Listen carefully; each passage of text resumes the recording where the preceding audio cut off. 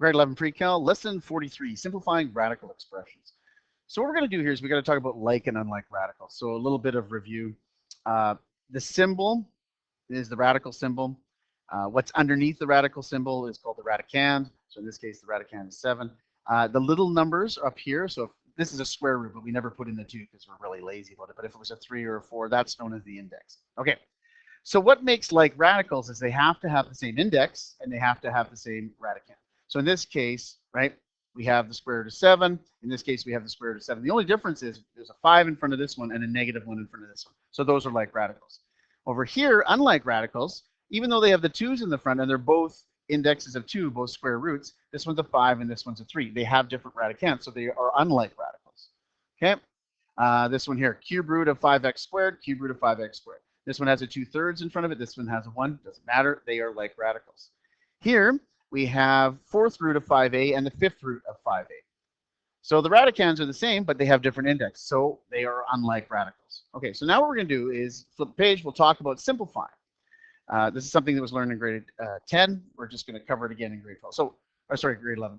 So convert this mixed radical to an entire radical. So mixed has numbers at the front and then has a radical here. So how did we get that 7? Well, it was the square root of 49, right? And 49 can be written as 7 squared, right? Either way, how you look at it. So all you do is you go backwards. We're taking the square roots, right? The opposite of square rooting something is squaring it. So we take 7 squared, 49, and then the root of 2. And you got root of 49 times root of 2. Well, just put them together back together and you get root of 98. So that is going from a mixed to an entire radical.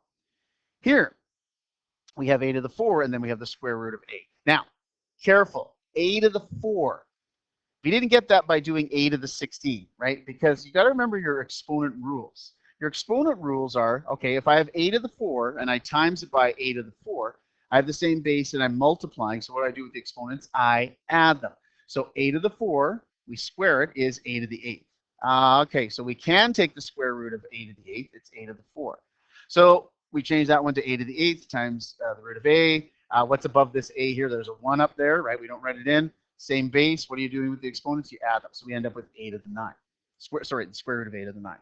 Okay, same rules apply here. Taking the cube root. So we have a b here, and we have a 5. Well, the 5 is easy, right?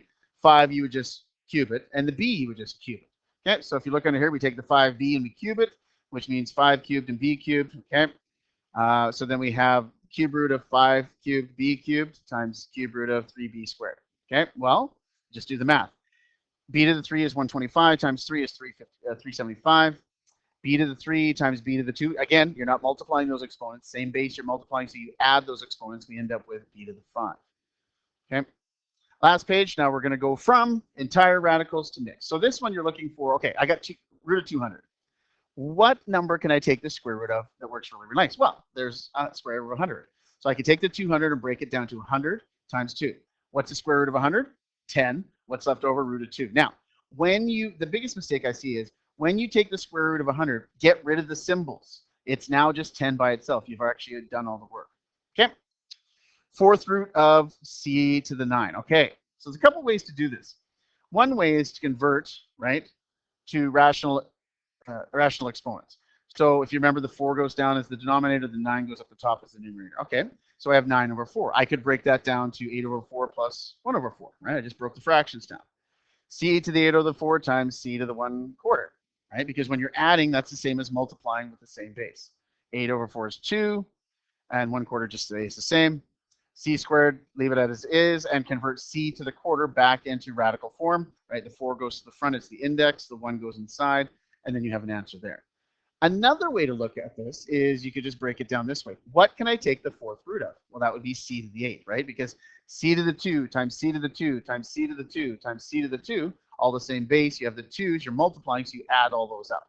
So you can take the 4th root of c to the 8, which is just c to the 2, and you're just left with the 4th root of c.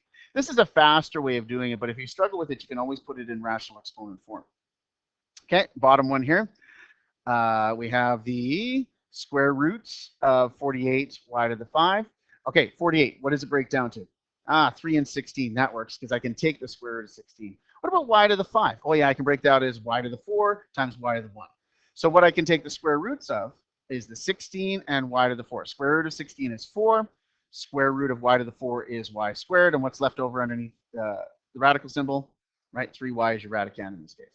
Okay,